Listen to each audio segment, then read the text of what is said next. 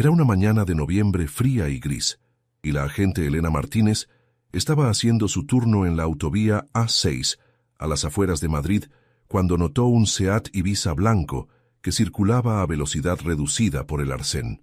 Encendió las luces azules e hizo señas al conductor para que se detuviera. Era un procedimiento normal, uno de esos que hacía decenas de veces al día. Pero cuando se acercó a la ventanilla y el hombre bajó el cristal, Elena sintió que la sangre se le helaba en las venas. Conocía ese rostro, esos ojos azules cansados, esa nariz aguileña, esa cicatriz en la sien derecha. No podía ser. Era imposible. Habían pasado 10 años, pero ella nunca había olvidado el rostro del hombre que la sacó de aquel coche en llamas cuando solo tenía 16 años. El hombre que le salvó la vida y luego desapareció antes de que pudiera darle las gracias. El hombre que había buscado durante una década sin encontrarlo jamás. Y estaba allí, frente a ella, con los documentos en la mano y la mirada de quien no espera ser reconocido. Si estás preparado para esta historia, escribe en los comentarios desde dónde estás viendo este video. 10 años antes, Elena Martínez tenía 16 años y toda la vida por delante. Era una chica como tantas otras, con sus sueños de adolescente y sus pequeñas preocupaciones cotidianas. Vivía en Segovia con sus padres, estudiaba en el instituto, y aquella noche volvía a casa con su padre, después de un partido de baloncesto en Madrid. Su padre, Carlos Martínez, era un hombre tranquilo que trabajaba como funcionario en la Delegación de Hacienda. Conducía siempre con prudencia, respetaba los límites de velocidad, nunca bebía cuando tenía que ponerse al volante. Era el tipo de persona que hacía todo bien, que no corría riesgos innecesarios, que creía que las normas existían para proteger a las personas. Cada domingo llevaba a Elena a misa, y después tomaban chocolate con churros en la Plaza Mayor. Eran sus momentos favoritos juntos, pero aquella noche las normas no fueron suficientes. Un camión que circulaba en dirección contraria había perdido el control en una curva de la Sierra de Guadarrama. El conductor se había dormido al volante, agotado tras demasiadas horas de conducción. Cuando Carlos vio aquellos faros que se acercaban por su carril, no tuvo tiempo de hacer nada. El impacto fue devastador. El coche se aplastó como papel de aluminio y Elena se encontró atrapada entre los hierros, incapaz de moverse, con el humo que empezaba a llenar el habitáculo. Su padre murió en el acto. Elena no lo sabía todavía, pero lo descubriría más tarde, en el hospital, cuando despertara del coma y su madre le diera la noticia con los ojos hinchados de lágrimas. En aquel momento, atrapada en el coche, solo sabía que no podía moverse, que le dolía todo, y que había un olor acre a gasolina que le hacía temer lo peor. Y entonces llegó él, un hombre que pasaba por allí, que vio el accidente y se detuvo. Elena recordaba vagamente los momentos siguientes, como fragmentos de un sueño confuso. Recordaba las manos de aquel hombre tratando de abrir la puerta bloqueada. Recordaba su voz tranquila diciéndole que aguantara, que la sacaría de allí. Recordaba el ruido del metal cediendo cuando él usó algo, quizás una palanca para forzar la apertura. Y luego recordaba las llamas. El coche había empezado a arder pocos segundos después de que él la sacara y la arrastrara a una distancia segura. Si hubiera llegado aunque fuera un minuto más tarde, Elena habría muerto quemada junto a su padre. Cuando llegaron los servicios de emergencia, el hombre ya había desaparecido. Nadie sabía quién era. Nadie lo vio marcharse. Elena intentó describirlo a la Guardia Civil, pero sus recuerdos eran confusos, fragmentados por el trauma y la pérdida de sangre. Solo sabía que tenía los ojos azules, una cicatriz en la sien y que le había salvado la vida. Durante años había intentado encontrarlo. Había puesto anuncios en los periódicos. Había hablado con todos los que pasaron por allí aquella noche. Incluso había contratado a un detective privado. Pero el hombre parecía haberse desvanecido en el aire, como si nunca hubiera existido. Con el tiempo, Elena había dejado de buscarlo activamente, pero nunca había dejado de pensar en él. Cada vez que veía a alguien con ojos azules y una cicatriz, su corazón se aceleraba por un momento antes de que la decepción la alcanzara. Y ahora, 10 años después, estaba allí, al borde de una autovía, con su uniforme de la Guardia Civil puesto, mirando el rostro del hombre que le había dado una segunda oportunidad de vivir. El hombre del Seat Ibiza miraba a Elena con expresión confusa. No parecía reconocerla, lo cual tenía sentido.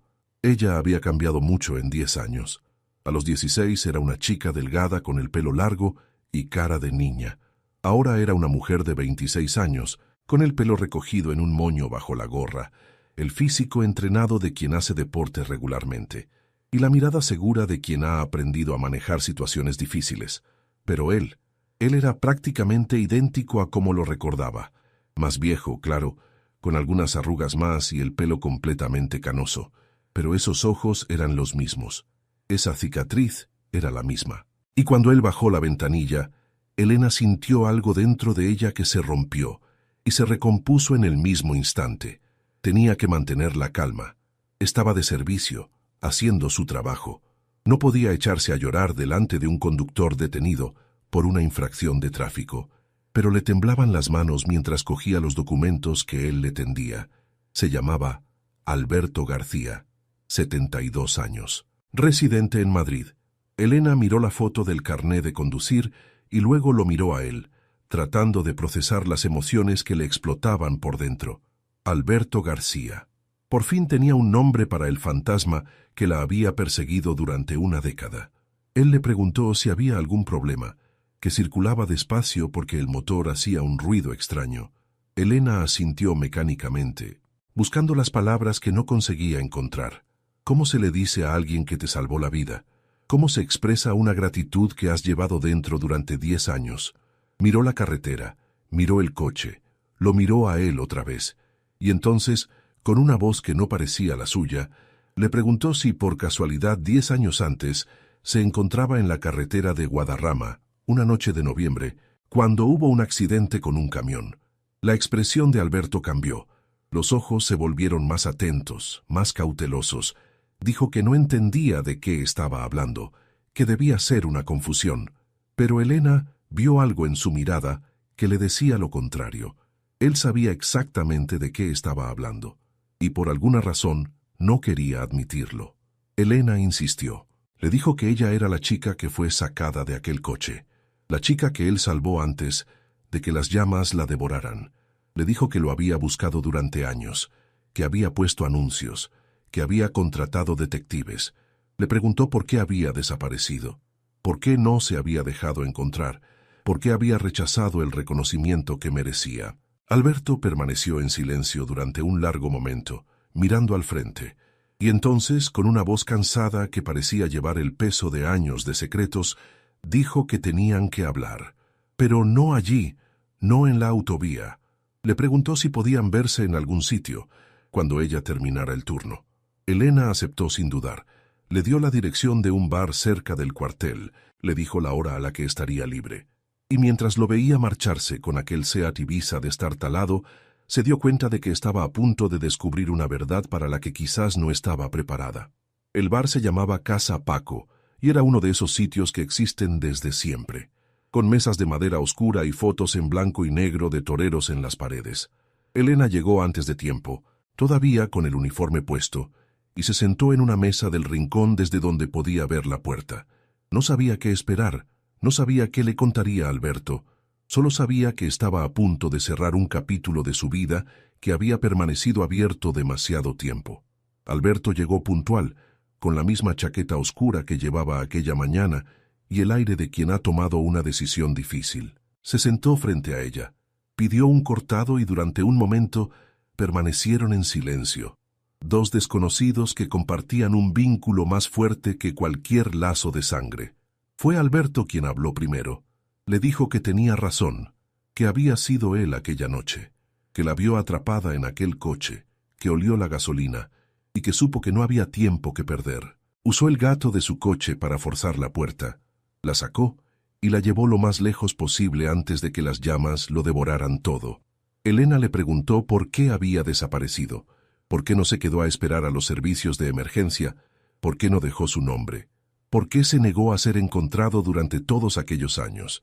La respuesta de Alberto la dejó sin aliento.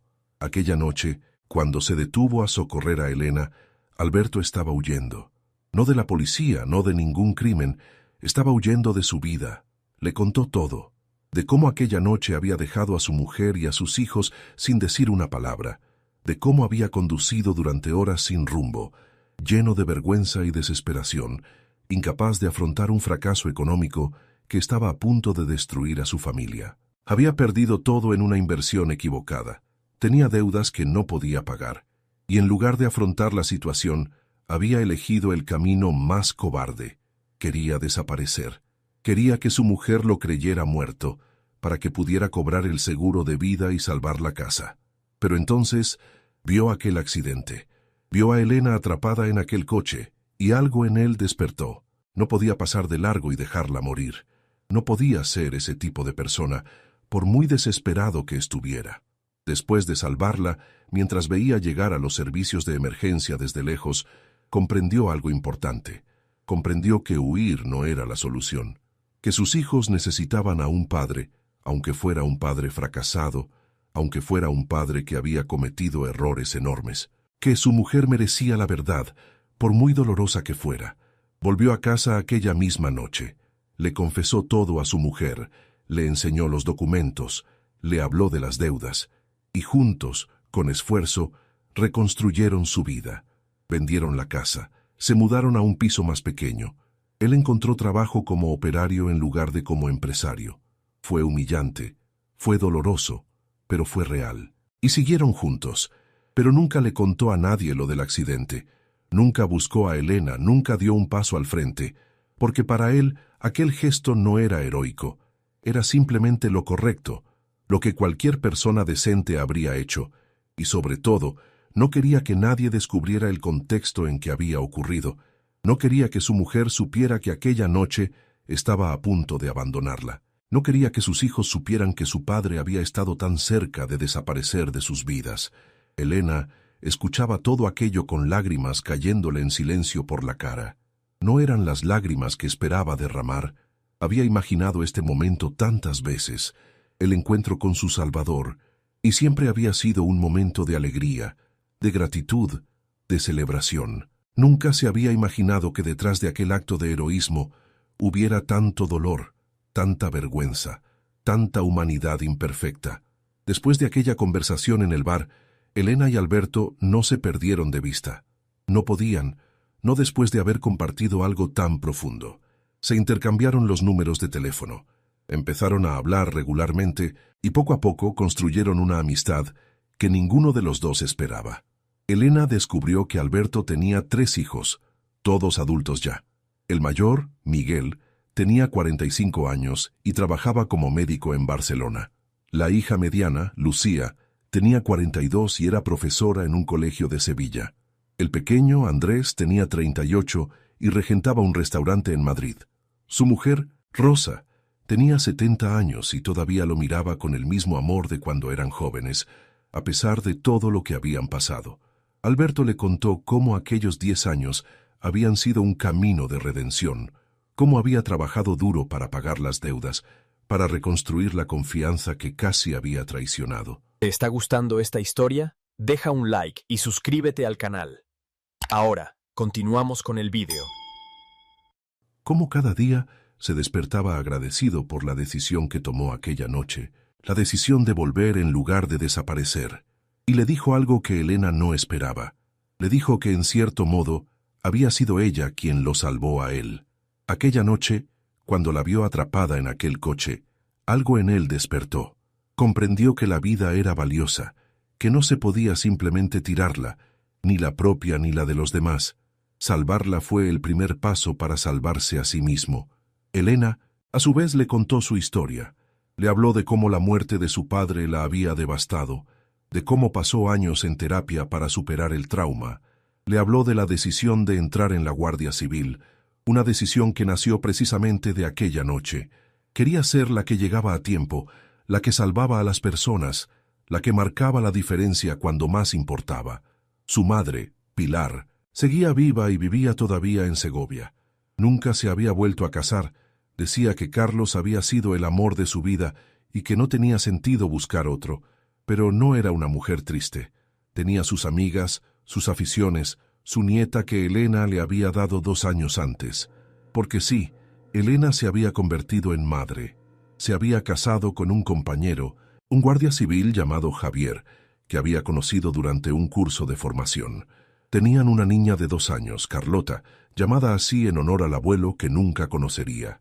Cuando Elena llevó a Alberto a su casa por primera vez, Javier se sorprendió, pero no se escandalizó por la historia. Era un hombre práctico, acostumbrado a ver el lado complicado de la vida a través de su trabajo. Acogió a Alberto con una sonrisa y un apretón de manos, agradeciéndole haber salvado a la mujer que se convertiría en su esposa. Pero el momento más emocionante fue cuando Elena llevó a Alberto a Segovia, a conocer a su madre. Pilar sabía del hombre que había salvado a su hija. Lo había buscado ella también durante años.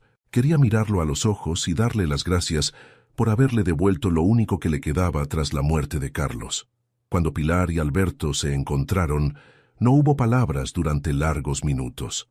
Solo lágrimas y abrazos, y ese silencio lleno de significado que a veces dice más que 1000 discursos. Pilar le cogió las manos y le dijo que era un ángel, que había sido enviado del cielo para salvar a su niña. Alberto negó con la cabeza, avergonzado, diciendo que solo era un hombre que hizo lo que cualquiera habría hecho. Pero no era verdad, y todos lo sabían. No cualquiera se habría detenido. No cualquiera habría arriesgado su vida por una desconocida. No cualquiera habría tenido el valor de forzar una puerta mientras el olor a gasolina llenaba el aire. Alberto García era un hombre imperfecto, con sus fracasos y sus debilidades, pero aquella noche hizo algo extraordinario. Y por fin, después de 10 años, podía aceptar la gratitud que merecía. Con el paso de los meses, Alberto y Elena se fueron haciendo cada vez más cercanos. No era una relación fácil de definir. No eran parientes. No eran amigos en el sentido tradicional. Eran algo más, algo que no tenía un nombre preciso, pero que era real y profundo. Elena empezó a frecuentar a la familia de Alberto.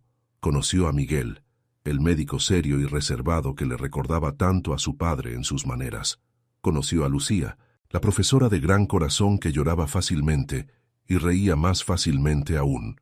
Conoció a Andrés, el hostelero extrovertido que insistía en hacerle probar cada nuevo plato de su carta.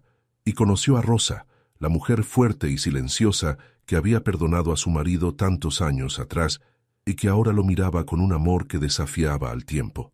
Rosa, al principio, fue la más desconfiada. No sabía toda la verdad sobre aquella noche.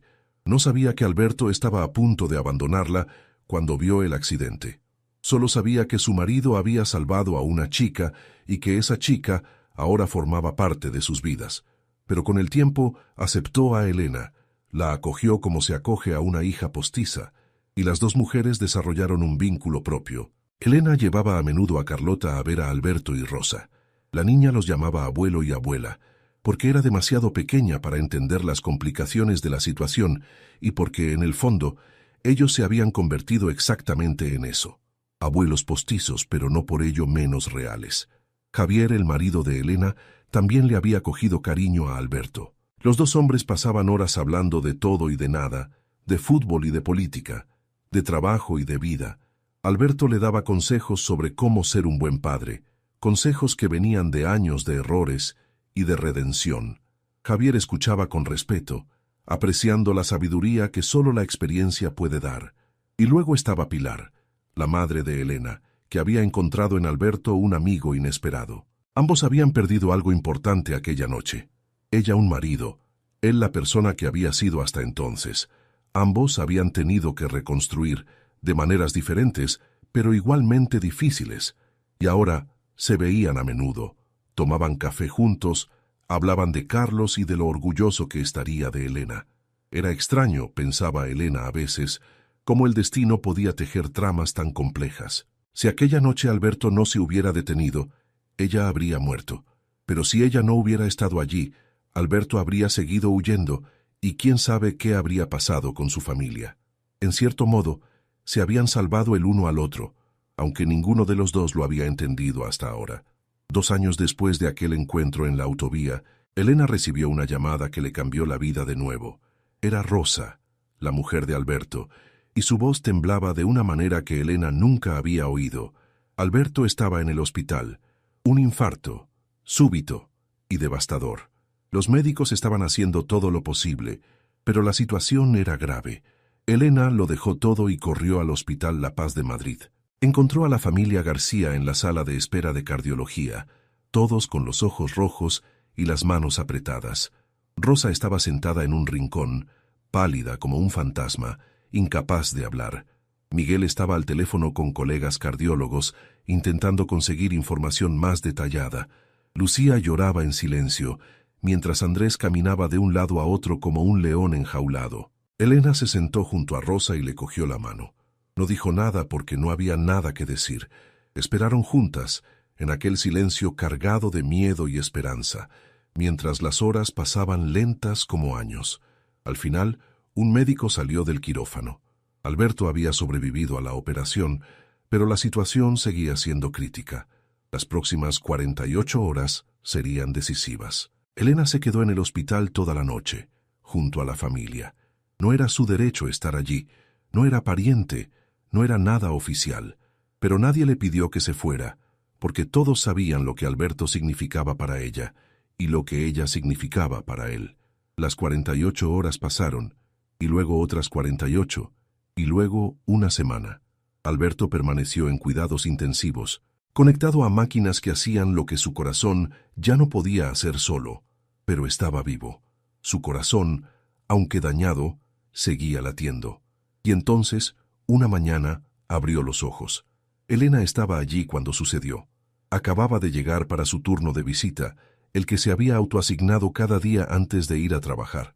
Estaba hablándole, contándole las travesuras de Carlota, cuando vio que sus párpados se movían. Alberto la miró con esos ojos azules que ella conocía tan bien, y por un momento pareció no reconocerla. Luego, una sonrisa débil se formó en sus labios, y con una voz que era poco más que un susurro, dijo que tenía que dejar de asustarla así. La recuperación fue lenta y difícil. Alberto tuvo que someterse a rehabilitación, cambiar completamente su estilo de vida, aceptar que su cuerpo ya no era el de antes, pero estaba vivo, y eso era todo lo que importaba. 6 meses después del infarto, cuando Alberto fue finalmente declarado fuera de peligro, la familia organizó una fiesta. No fue una fiesta grande, solo las personas más importantes: Rosa, los 3 hijos con sus familias, Pilar, Elena con Javier y Carlota. Fue Miguel, el hijo mayor, quien pronunció el discurso. Agradeció a los médicos, agradeció al destino, agradeció a todos los que habían apoyado a su padre durante la enfermedad, y luego dijo algo que hizo llorar a todos. Dijo que su padre era el hombre más valiente que conocía. No porque nunca hubiera tenido miedo, sino porque siempre había encontrado la manera de afrontar sus miedos. Aquella noche de 10 años atrás, cuando salvó a Elena, tomó la decisión correcta en el momento más oscuro de su vida. Y aquella decisión lo cambió todo, para él y para todos ellos. Dijo que Elena se había convertido en parte de la familia no por sangre, sino por algo más fuerte. Un vínculo creado en pocos minutos en una carretera oscura, cuando un hombre decidió que la vida de una desconocida valía más que su huida. Elena escuchó todo aquello con Carlota en brazos, la niña que llevaba el nombre de su padre, el padre que murió aquella noche mientras Alberto la salvaba a ella. El círculo se había cerrado de una manera que nadie podría haber previsto. De aquella tragedia había nacido una familia extendida, un entrelazado de destinos que demostraba cómo incluso del dolor más grande podía nacer algo hermoso. Alberto se levantó, todavía débil pero decidido, y abrazó a Elena. Le dijo al oído que nunca había sido bueno con las palabras, pero que quería que ella supiera una cosa. Aquella noche, 10 años atrás, cuando la sacó de aquel coche en llamas, no sabía que estaba salvando a una de las personas más importantes de su vida. Pensaba que salvaba a una desconocida. En realidad, estaba salvando a una hija. Elena lloró, como lloraba siempre cuando las emociones eran demasiado grandes, pero esta vez eran lágrimas de pura alegría. Había pasado 10 años buscando a su Salvador, preguntándose quién era, esperando poder darle las gracias. Y ahora no solo lo había encontrado, sino que había ganado mucho más. Había ganado una familia. Aquella noche, mientras todos comían y reían alrededor de la mesa, Elena miró a las personas que la rodeaban. Su madre Pilar, que por fin sonreía con los ojos además de con los labios. Su marido Javier, que tenía a Carlota en el regazo, Alberto y Rosa, que se miraban con ese amor que había resistido a todo, Miguel, Lucía, Andrés, con sus cónyuges y sus hijos, y pensó en su padre Carlos, que no estaba allí, pero que de alguna manera estaba presente en todo lo que veía. Pensó en lo orgulloso que estaría de ella, de la mujer que se había convertido, de la familia que había construido. Pensó en lo extraño que era el destino, en cómo quitaba y devolvía, en cómo transformaba las tragedias en nuevos comienzos. Aquella noche, 10 años atrás, había perdido a un padre, pero gracias a un hombre que se detuvo cuando podría haber pasado de largo, había tenido la posibilidad de vivir, de crecer, de amar, de convertirse en madre. Y ahora, de una manera que nadie podría haber previsto, había reencontrado no solo a su Salvador, sino a toda una familia. La vida está hecha de encuentros casuales, de momentos que parecen insignificantes y que sin embargo lo cambian todo. Un hombre que se detiene en una carretera oscura, una guardia civil que nota un coche en el arcén. Pequeñas decisiones que crean olas que se propagan durante años, durante décadas, durante generaciones. Elena no sabía qué pasaría mañana, el año que viene, dentro de 10 años. Solo sabía que cada día era un regalo que le había hecho un hombre con ojos azules y una cicatriz en la sien, un hombre que eligió ser un héroe cuando podría haber sido un cobarde. Y por eso, cada día de su vida, le estaría agradecida. Si esta historia te ha recordado que la vida está hecha de encuentros que nos cambian para siempre y que a veces las personas que nos salvan son precisamente las que necesitan ser salvadas también, deja una pequeña señal de tu paso aquí abajo. Un gesto simple, que significa mucho para quien crea estos relatos con el corazón. Y si has llegado hasta el final, si has elegido acompañar a Elena y Alberto en este viaje a través de 10 años de destinos entrelazados, entonces esta historia ahora vive también en ti. Porque las historias más hermosas nacen a menudo en los momentos más inesperados. A veces en una autovía gris de noviembre, cuando el pasado llama a tu ventanilla y te pide por fin ser visto.